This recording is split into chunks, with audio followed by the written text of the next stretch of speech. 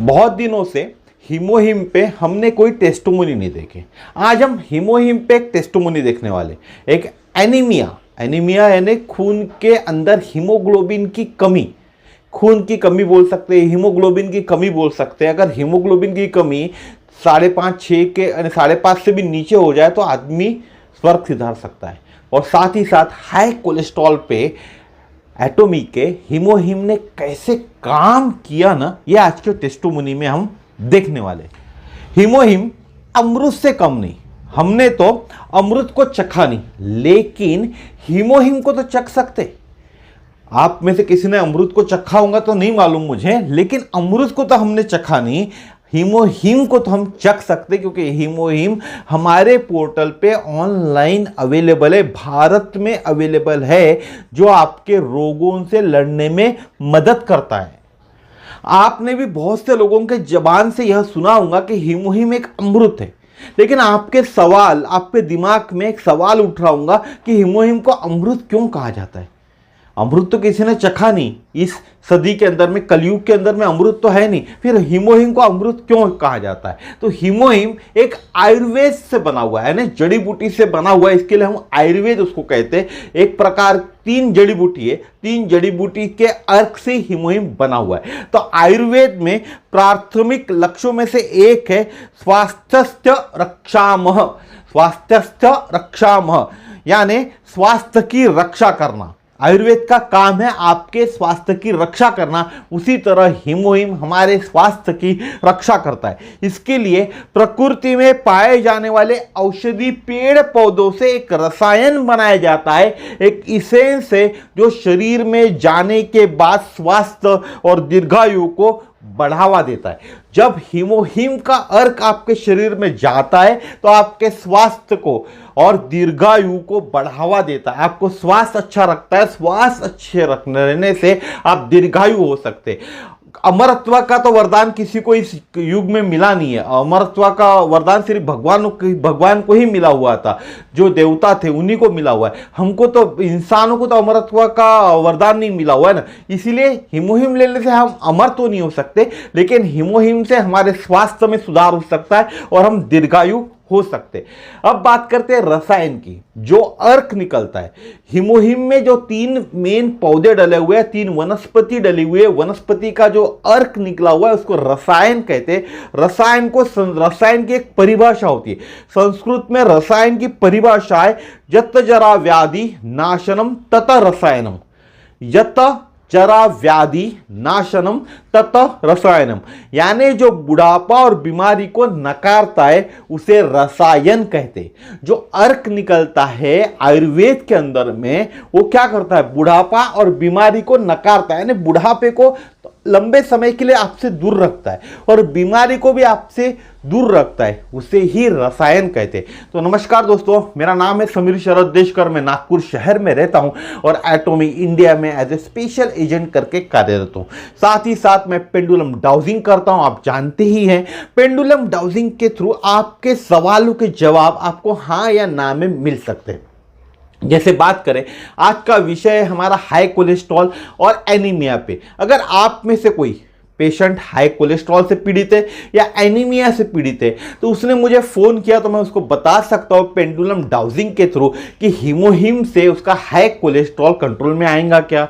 Anaemia से पीड़ित है तो एनीमिया हीमोहिम से उसका रिकवर होगा क्या, एनीमिया से बाहर निकल पाएगा क्या, कितने दिन उसको हीमोहिम लेना पड़ेगा, पर डे कितने डोज हीमोहिम के लेने पड़ेंगे, इन सवालों के जवाब आपको मैं पेंडुलम डाउजिंग के थ्रू दे सकता हूं, ताकि आपका कोर्स में आपको पर डे कितने हीमोहिम लेने पड़ेंगे और कितने दिन में आपको इसका रिजल्ट मिलेगा, आप 100% बाहर आएंगे उस स्थिति से, यह आपको पेंडुलम डाउजिंग से पता चल सकता है।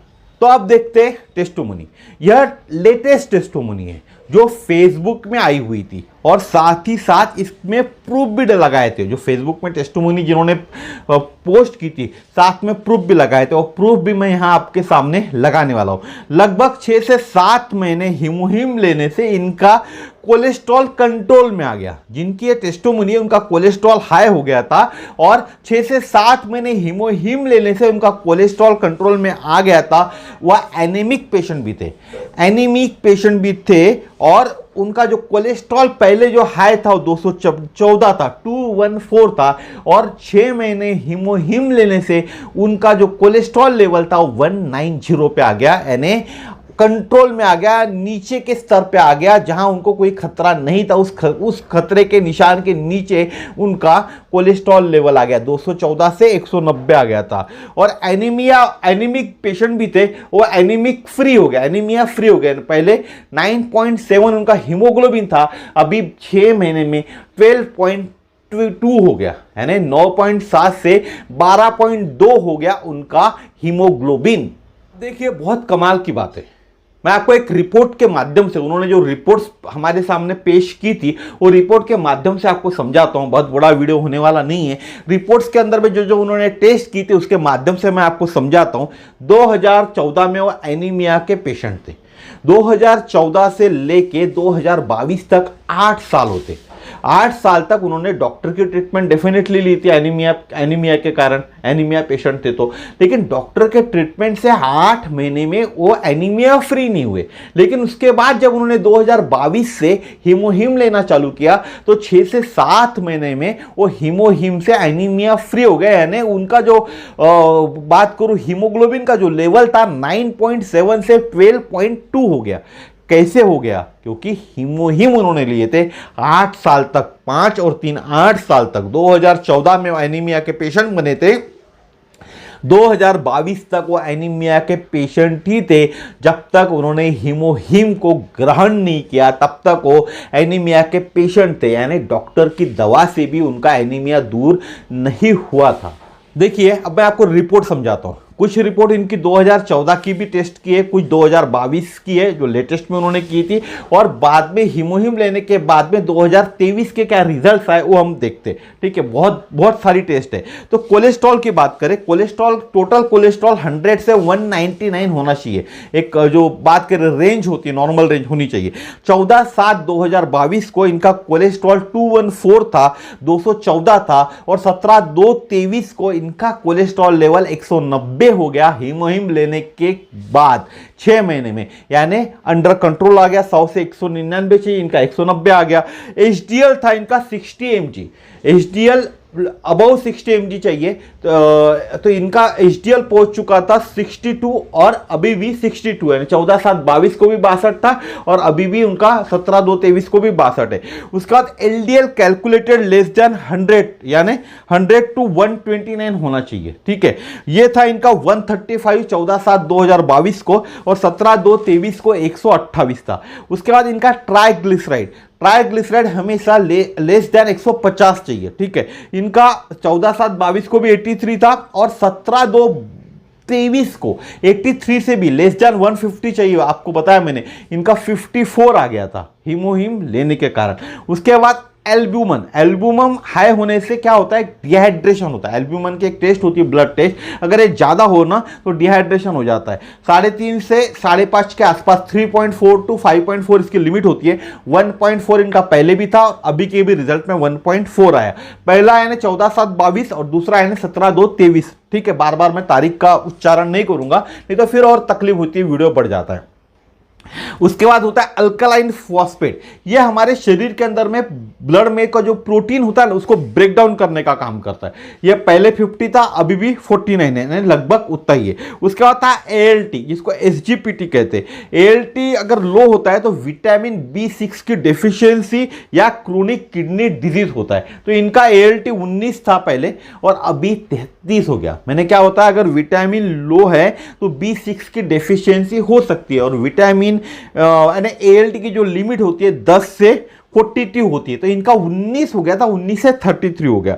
और एएलटी अगर हाई हो जाता है तो लीवर डिजीज की समस्या हो जाती है, यानी 42 से ज्यादा हो जाएगा तो लीवर डिजीज की समस्या हो सकती है। उसके बाद एनओएन गैप करके एक टेस्ट होती है, ये 4 से 16 होनी चाहिए। ये टेस्ट के अंदर में ब्लड एसिडिक है या नॉन एसिडिक है यह पता चलता है। इनका 10 पहले था और अभी 11 है। उसके बाद एएसटी करके एक टेस्ट होती है, ये लीवर डिसऑर्डर की टेस्ट होती है। ये 14 से 33 इसका होता है, 14 से 33 इसकी लिमिट होती है। इनकी 25 थी पहले और अभी 28 थी। फिर टोटल बिलिरुबिन, ये लीवर की टेस्ट होती है, ये 0.2 से 1.0 होती है, तो इनका 0.3 और 0.5 अभी के टेस्ट में था। फिर क्रिएटाइन रेशो होता है, क्रिएटाइन रेशो 6 से 22 होता है, क्रिएटाइन लेवल नहीं बता रहा हूं, क्रिएटाइन रेशो होता है। ये किडनी फंक्शनिंग की टेस्ट है, 14.9 पहले था और अभी 12.5 हो गया, 6 से 22 होना चाहिए। टोटल ग्लोबुलिन करके एक टेस्ट होती है, ये प्रोटीन की टेस्ट होती है, 3.3 और 3.1, अभी 3.1 है, पहले 3.3 था। उसके बाद कैल्शियम सीरम, ये 8.6 से 10 होना चाहिए, 9.4 पहले भी था, अभी भी 9.4 है। फिर होता है क्लोराइड सीरम, ये 101 से 110 होना चाहिए, 101 पहले था और अभी 102 है। फिर कार्बन डाइऑक्साइड टोटल हमारे शरीर के अंदर में होता है, कार्बन डाइऑक्साइड टोटल ये 21 से 29 होना चाहिए, इनका 27 पहले था और अभी 25 है। फिर क्रिएटाइन, क्रिएटाइन 1 के अंदर होना चाहिए, 0.51 से 0.95 होना चाहिए, इनका 0.74 पहले था और 0.72 अभी है। उसके बाद EGFR करके एक टेस्ट होती है, वो ग्रेटर देन 60 होनी चाहिए, ठीक है। तो ये किडनी डिजीज को एक स्टेज होती है, किडनी डिजीज की कौन सी स्टेज में किडनी आपकी है ये पता चलता है। तो ये 103 है और 106 अभी है, पहले 103 था और अभी 106 है। फिर ग्लूकोज एक सीरम, ग्लूकोज सीरम की टेस्ट होती है एक, वो 71 से 99 के आसपास चाहिए, तो पहले इनका 97 था और अभी 104 है, थोड़ा सा बढ़ा हुआ है, वो भी कंट्रोल में आ जाएगा। उसके बाद था इनका एक टेस्ट होता है ऑस्मोलॉलिटी, ये मेजर करता है कॉन्सेंट्रेशन ऑफ केमिकल पार्टिकल्स जो होते हैं in the fluid part of blood, हमारे ब्लड के अंदर में जो केमिकल पार्टिकल्स मिलते हैं ना, उसको चेक करने का काम करता है। ये 275 पहले भी था, अभी भी 274.7 है, लगभग 275 है। उसके बाद पोटेशियम सीरम, ये 3.3 से 4.6 होना चाहिए, तो 4.4 पहले भी था, अभी भी 4.4 है। उसके बाद सोडियम की एक टेस्ट होती है, सोडियम की टेस्ट आपने भी जाना होगा, सोडियम कम हुआ तो आदमी चक्कर आता है, अलग तरह की बड़बड़ करते रहता है, तो फिर हम उसको बिस्किट खाने देते हैं, नमक खाने के लिए देते हैं ना, तो 135 से 145 होना चाहिए। इनका सोडियम पहले 138 था, अभी भी 138 है। टोटल प्रोटीन की भी एक टेस्ट होती है, 6.5 से 8.3 तक होना चाहिए इसका लेवल, इनका 7.9 से 7.5 था, पहले 7.9 था, अभी 7.5 है। यूरिया नाइट्रोजन, यूरिया की भी एक टेस्ट होती है शरीर के अंदर में, ये 6 से 22 होनी चाहिए, इनका पहले 11 था और अभी 9 था। ये पहले वाली कुछ ब्लड टेस्ट थी, अभी उसके बाद और कुछ ब्लड टेस्ट इन्होंने की, जिसको हम बात करें आरबीसी की जो टेस्ट होती है ना, और इन्होंने टेस्ट करी है 27/9/14 ने 8 साल पहले, 14/7/22 और 17/2/23 यानी पिछले महीने के बात करें 15-20 दिन ही हुए अभी, मोटा मोटा मुश्किल से बात की है। तो इसमें एब्सोल्यूट इमैच्योर ग्रैनुलाइट्स करके एक टेस्ट हुई, वो पहले नहीं हुई थी कभी भी, अभी हुई है 0.02, थोड़ा सा हाई है अभी 23 के अंदर में। फिर एब्सोल्यूट एनआरबीसी काउंट, पहले भी 0 था, अभी भी 0 है, 22 और 23 में 0 है।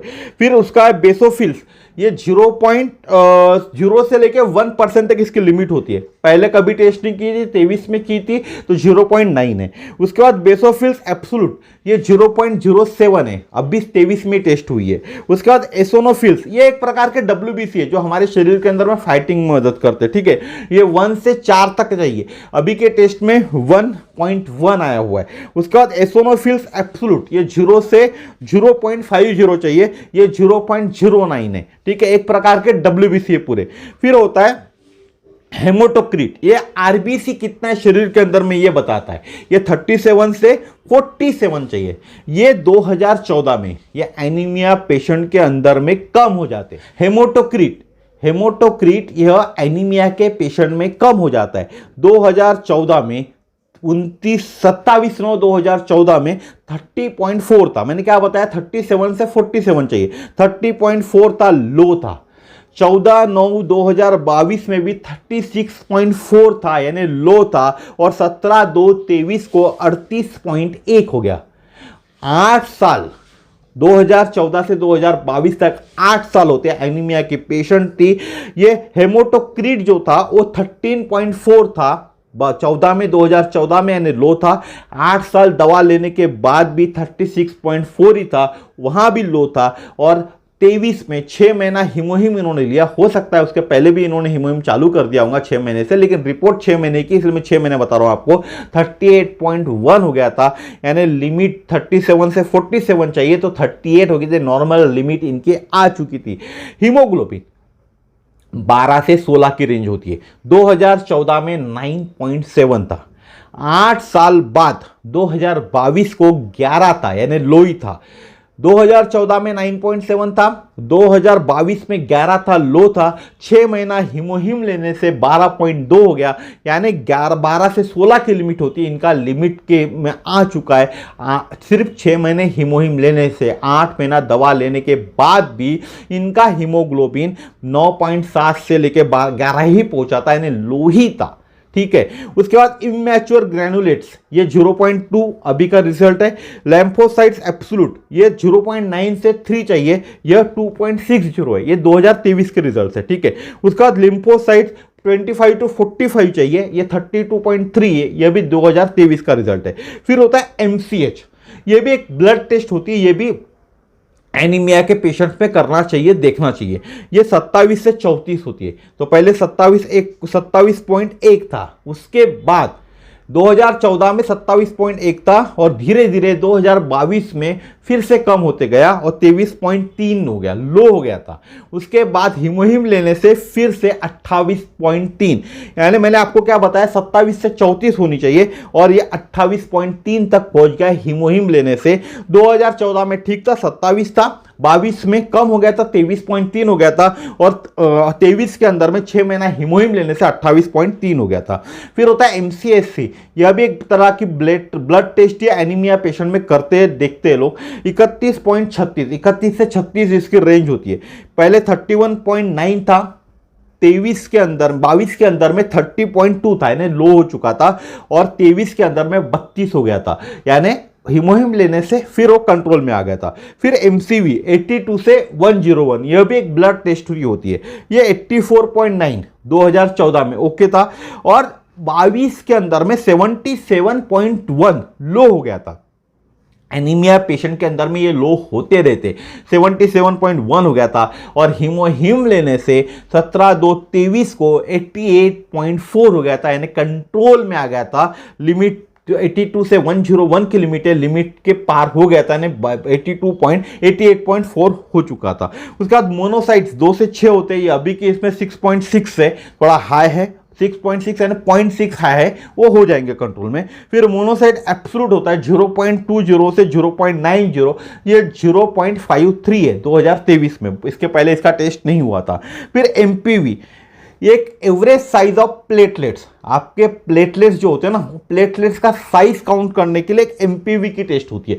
9.5 से 12.2 चाहिए, पहले इनका 10.4 था, 10.2 था, 10.3 था, यानी एक्चुअल में बराबर था प्लेटलेट का जो साइज था। फिर होता है न्यूट्रोफिल्स एब्सोल्यूट, इसमें आपके शरीर में कोई इन्फेक्शन है, कोई इन्फ्लामेशन है, किसी तरह का ल्यूकेमिया का जो प्रॉब्लम होता है उसको नोटिफाई करता है, उसको बताने का काम करता है।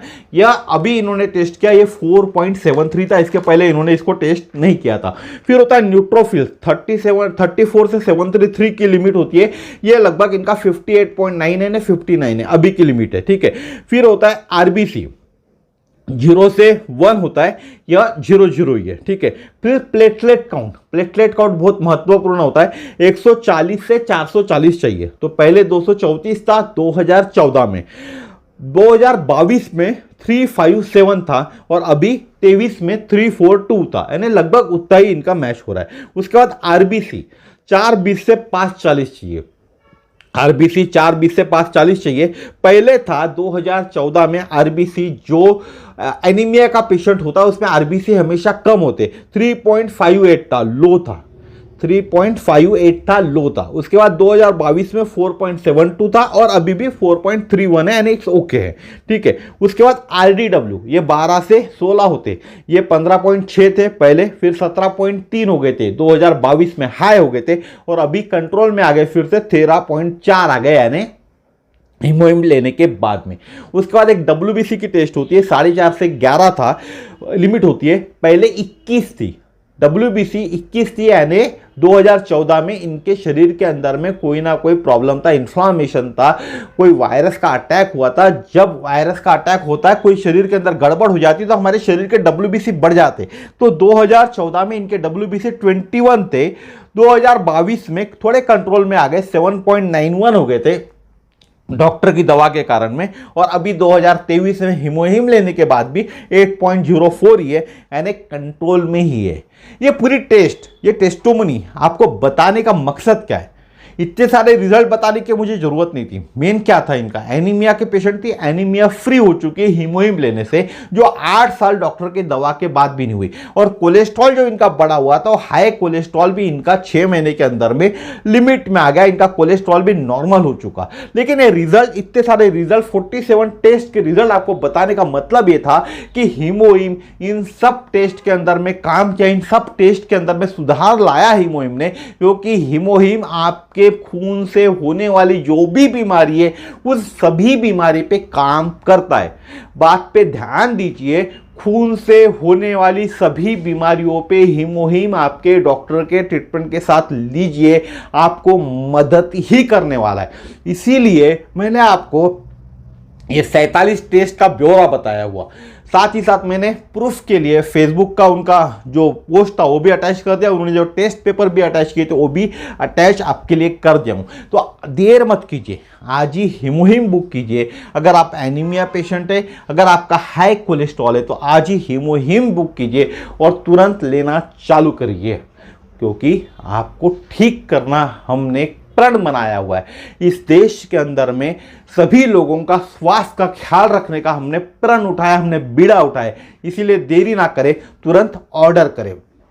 ऑर्डर करने के लिए डिस्क्रिप्शन बॉक्स में मेरा नंबर दिया हुआ है, वहाँ मुझे कॉल कीजिएगा। कैसे ऑर्डर होगा, कैसे मिलेगा, कहाँ से मिलेगा, होम डिलीवरी कैसे मिलेंगी, ये सब चीज़ों के जवाब मैं आपको फ़ोन पे दे सकता हूँ। जिनको पेंडुलम डाउजिंग करना है, वो भी डिस्क्रिप्शन बॉक्स में मेरा नंबर दिया हुआ है, वहाँ मुझे कॉल कर सकते हैं। इस वीडियो को लाइक कीजिए, शेयर कीजिए, चैनल को सब्सक्राइब कीजिए, ताकि इसी तरह की नई नई टेस्टोमोनीज, नए नए विषय पे आपके लिए वीडियो हमेशा हमेशा मैं बना पाऊँ, मैं मोटिवेट हो पाऊँ, ताकि आप लोगों को नई जानकारी मैं दे सकूँ। नमस्कार, धन्यवाद, जय श्री राम।